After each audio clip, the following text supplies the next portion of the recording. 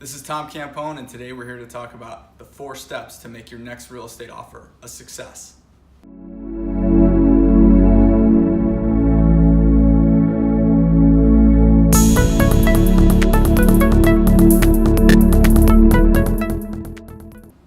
Thanks for tuning in, everyone. Today we're going to cover the 4 items you need to know to make your next real estate offer a success. Number 1, we need to find you the right home.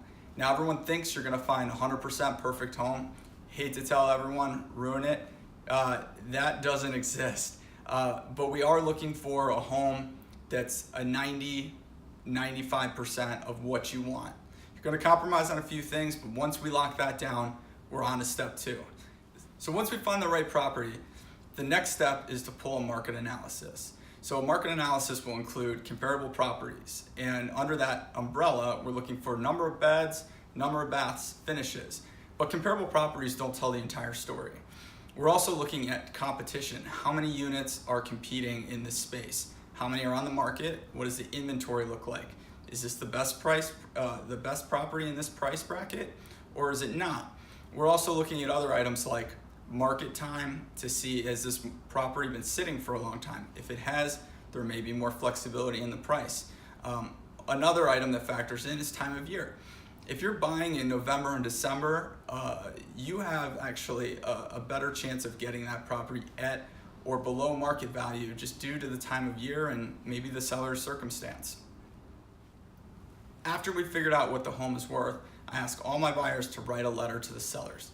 This has 2 effects. The first, it humanizes the process, so they know a little bit more about you. I also ask my clients to tell a story, tell a little bit about who they are, who their family is. A lot of sellers have been in these homes for a long time. There's a lot of sentimental value. There's a lot of emotions going on with selling this home. And if you can humanize yourself, tell a little bit of story, they want this to go to a good home. Believe it or not, this stuff works. I've had multiple offer situations where sellers have taken offers, not the highest offer, but because they like the letter that my buyers have written to them and they feel like they've connected with them. So this is a very important process, putting you at the top of the list and potentially buying homes below market value. Once we have the letter in place, it's important we include the pre-approval letter from your bank with the offer. Now, unfortunately, not all banks are created equal. About 90+% of my deals are done either with guaranteed rate or Wintrust. And the reason for that is they are local, they have local people on the ground, they have local underwriters, and they're able to get deals done and close them on time. But if you get a pre-approval letter from a big bank, some buyers don't look at that as favorably. So pick your lender wisely, and that is a very important part of this process and putting together a winning offer. So once we have the pre-approval letter and the letter to the sellers, we're going to write up the Chicago Association of Realtors standard contract. Once we get that filled out, we'll include all 3 of these documents in an email to the seller's broker. Now in that email, I will include the other properties that we're looking at to put a little bit of pressure on the sellers and to let them know this isn't the only deal we're looking at. And if we can't come to terms, we'll move on to another property. It's also important that we include some data to back up where we came in with that offer.